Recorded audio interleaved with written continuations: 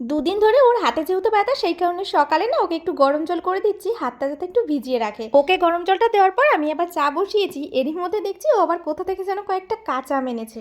আম এখন সব প্রায় পেকেই যাচ্ছে, কাঁচা আমটা পাওয়াই মুশকিল। আমটা আনা হয়েছে টক ডাল খাওয়ার জন্য। আর এদিকে দেখো, দুদিন আগে ওকে ক্যাপসিকাম আনতে বলেছিলাম, তবে এটা দেখছি আজকে পুরো শুকিয়ে গেছে। এর মধ্যে আর চাউমিন খাওয়া হয়নি, তাই আজকে সকালে ভাবছি একটু চাউমিন করি। সকালের খাওয়া দাওয়া করার পর বাসনগুলো সব বাইরে নিয়ে এসেছি, বাইরে বসেই বাসনগুলো সব মেজে নেব। চাউমিনটা একজনের মতনই করেছিলাম, কারণ কিছুটা পান্তা ভাত ছিল। বাইরে বসে বাসন মাজলে এই চাতালটার উপর জল পড়ে থাকে, তাই ঝাঁটা দিয়ে জলটা সরিয়ে দিচ্ছি। ঘরের মোটামুটি কাজগুলো সব হয়ে গেছে, এখন শুধু বালতিতে জল ভরে নেব। এরপর যেহেতু স্নানে যাবো, তাই স্নানের জলটাও নিয়ে নিচ্ছি।